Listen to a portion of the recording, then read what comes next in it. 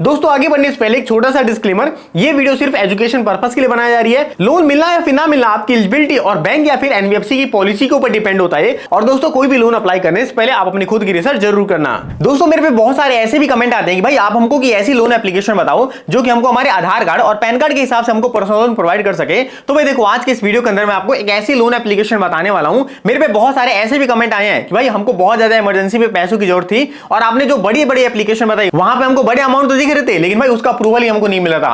तो भाई आज के इस वीडियो के अंदर आपको छोटे अमाउंट जैसे कि 10,000, 15,000, 20,000 ऐसे अगर लोन अमाउंट की जरूरत पड़ती है तो आज के इस वीडियो के अंदर मैं आपको जो एप्लीकेशन बताने वाला हूं आप उसका यूज कर सकते हो। और भाई एप्लीकेशन का आपको एक बात का ध्यान रखना है कि जो भी मैं आपको एप्लीकेशन रिकमेंड करता हूं वो सारी एप्लीकेशन हमारी आरबीआई अप्रूव होती है और यहां पे आपको हरासमेंट वगैरह के कोई भी चांस देखने को नहीं मिलते। लेकिन दोस्तों वीडियो में आगे बढ़ने से पहले एक मैं आपको डिस्क्लेमर ये भी दे देता हूं कि भाई जब कभी भी आपको पर्सनल लोन की जरूरत हो तभी आपको अप्लाई करना चाहिए, बिना बात के आपको पर्सनल लोन अप्लाई नहीं करना है। और लोन मिलना या फिर ना मिलना वो टोटली आपकी एलिजिबिलिटी के ऊपर डिपेंड करता है और जो भी आप अपने डॉक्यूमेंट सबमिट करते हो उसके ऊपर डिपेंड करेगा। बाकी चलो एक बार मैं आपको वीडियो के अंदर आगे एप्लीकेशन बता देता हूं कि आपको यहां पे मिनिमम कितना और मैक्सिमम कितना लोन अमाउंट दिया जा सकता है। तो दोस्तों आधार कार्ड के थ्रू लोन अप्लाई करने के लिए मैं आपको इस एप्लीकेशन का लिंक डायरेक्टली मैं डिस्क्रिप्शन बॉक्स के अंदर दे दूंगा।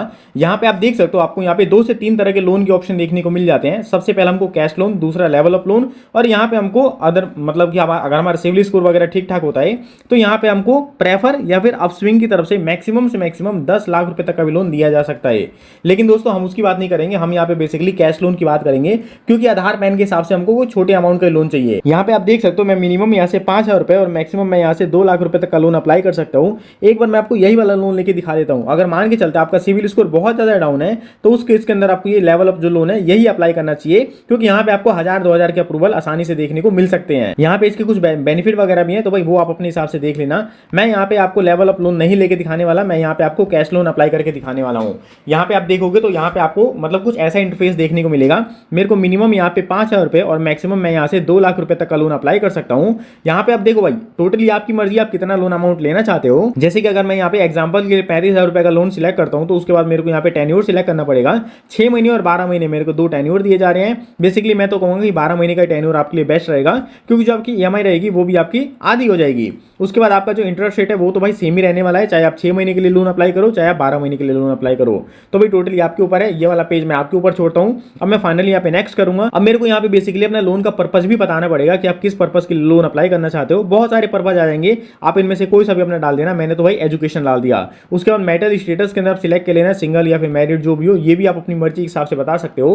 और उसके बाद आपको अपना लेवल ऑफ एजुकेशन भी बता देना है कि आप कहाँ तक पढ़े लिखे हो। आप इनमें से कोई सा भी एक सिलेक्ट कर सकते हो। मैं यहाँ पे बैचलर सिलेक्ट कर देता हूँ। उसके बाद दोस्तों आपको अपना हाउसिंग टाइप भी सिलेक्ट करना पड़ेगा। देख सकते हो सेल्फ ओन्ड, रेंटेड, पेरेंट्स या फिर रिलेटिव। मैं यहाँ पे सेल्फ ओन्ड ही डालने वाला हूँ। उसके बाद पूछा जा रहा है कि आपके पास कोई जॉब वगैरह है या फिर नहीं है। आपके पास यहाँ पे सैलरीड, सेल्फ एम्प्लॉयड, स्टूडेंट और हाउसवाइफ, टोटल 4 ऑप्शन आते हैं। आप इनमें से कोई सा भी एक ऑप्शन सिलेक्ट कर सकते हो। उसके बाद यहाँ पे आपको एम्प्लॉयमेंट टाइप भी अपना बता देना है कि आप रेगुलर एम्प्लॉय हो, कॉन्ट्रेक्चुअल हो या फिर फ्रीलांसर वगैरह हो। तो भाई हम यहाँ पे रेगुलर एम्प्लॉयड सिलेक्ट करने वाले हैं। उसके बाद आप कितने समय से काम करते आ रहे हो ये भी आपको बताना पड़ेगा। तो भाई आप 1 से 2 साल जितने समय से भी काम करते आ रहे हो वो आप यहाँ पे टेन्योर बता देना।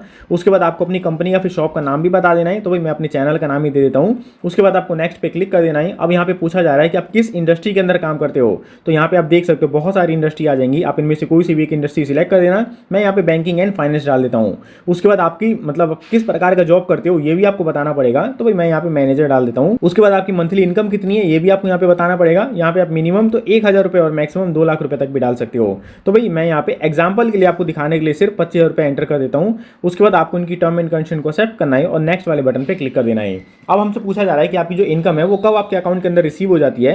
यहाँ पे आप देख सकते हो 1 से लेकर 31 तक दिन है। आप इनमें से कोई सा भी एक दिन सिलेक्ट कर सकते हो। उसके बाद यहाँ पे आपको इनकम कैसे रिसीव होती है वो भी सिलेक्ट करना पड़ेगा कि भाई डायरेक्ट बैंक अकाउंट में मिलती है या फिर आपको बैंक के थ्रू चेक मिलता है या फिर आपको कैश मिलता है। तो भाई हमारे बैंक अकाउंट के अंदर डायरेक्ट आती है। उसके बाद यहाँ पे आपको केवाईसी लैंग्वेज भी सिलेक्ट कर लेना है। तो भाई आप इनमें से कोई से भी एक लैंग्वेज सिलेक्ट कर सकते हो। मैं यहाँ पे इंग्लिश रखने वाला हूँ। उसके बाद हमसे पूछा जा रहा है कि आपने पास में कभी लोन का एक्सपीरियंस किया है। तो भाई अगर आपने किया हो तो यस कर देना, वरना आपने अगर नहीं किया हो तो वो आप अपने हिसाब से देख सकते हो। हाँ भाई हमने लोन का एक्सपीरियंस कर रखा है, हम यहाँ पे यस करते हैं। उसके बाद यहाँ पे आपको अपनी मेल आईडी भी डालनी पड़ेगी। जितनी भी आपकी मेल आईडी होगी वो सारी फोन में आ जाएगी। आप इनमें से कोई सी भी एक मेल आईडी सिलेक्ट कर सकते हो। मेल आईडी वगैरह सिलेक्ट करने के बाद आपको फाइनली यहाँ पे देख सकते हो मेल आईडी हमारी वेरीफाई भी हो चुकी है।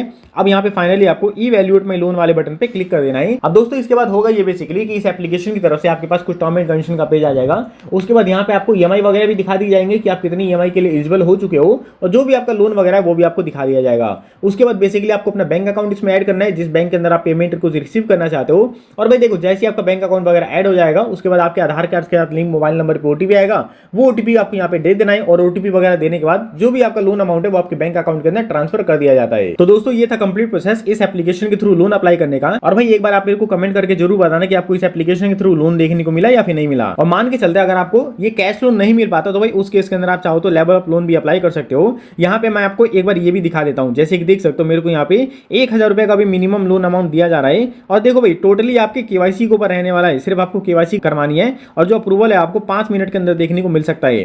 बाकी यहाँ पे आप देख सकते हो इनके मिशन वगैरह हैं, यहाँ पे आपको सारे लोन अमाउंट देखने को मिल जाएंगे। आप जितना बार भी लोन अप्लाई करोगे आपको सारा यहीं पे देखने को मिल जाता है। अगर मैं यहाँ पे लेवल अप लोन अप्लाई करता हूँ तो यहाँ पे देख सकते हो सबसे पहले तो मेरे को 1000 रुपीज का लोन दिया जाएगा लेवल 1 के अंदर।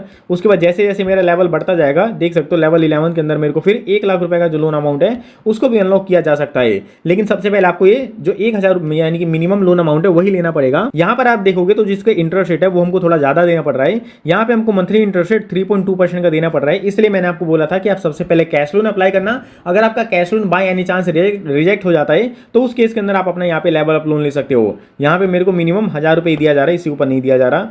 तो भाई मैं यहाँ पे नेक्स्ट करता हूँ। इसके बाद यहाँ पे देखोगे तो आपको वही लोन का पर्पस वगैरह बता देना है कि आप किस पर्पस के लिए लोन अप्लाई करना चाहते हो। बाकी दोस्तों वही सारी चीजें जो कि मैंने आपको उसमें बताई थी यहाँ पे देख सकते हो। मैं फटाफट सिलेक्ट कर लेता हूँ। उसके बाद यहाँ पे आप देखोगे तो आपके पास वही सारी सेम चीज आ जाएंगी। उसके बाद इनकी टर्म एंड कंडीशन को एक्सेप्ट करना है, नेक्स्ट वाले बटन पे क्लिक कर देना। मंथली इनकम भाई हमारी 7 तारीख को रिसीव हो जाती है, बैंक अकाउंट में आती है, इंग्लिश सिलेक्ट करते हैं और यहाँ पे भी लास्ट में आपको वही सेम चीज़ करना है, ईमेल आईडी वगैरह वेरीफाई करने के बाद और इसको प्रोसीड कर देना है। उसके बाद जो भी लोन अमाउंट होगा आपके बैंक अकाउंट के अंदर डिस्पर्स कर दिया जाएगा। यहाँ पे आपको ज़्यादा कुछ वेरिफिकेशन वगैरह करवाने की जरूरत नहीं पड़ती है। तो दोस्तों मैंने आपको दोनों लोन अप्लाई करने का प्रोसेस बता दिया, दोनों सेम ही है। अब ये आपको देखना है कि आपको मिनिमम 1000 से लेकर 30,000 रुपए तक का लोन चाहिए या फिर आपको 5000 से लेकर 2 लाख रुपए तक का लोन चाहिए। अगर आप मेरे हिसाब से चलो तो आपको सबसे पहले कैश लोन अप्लाई करना चाहिए क्योंकि ये लोन आपको थोड़ा सस्ता मिलता है। अगर आपका कैश लोन रिजेक्ट हो जाता है तो उस केस के अंदर आप अपना लेवल अप लोन भी अप्लाई कर सकते हो।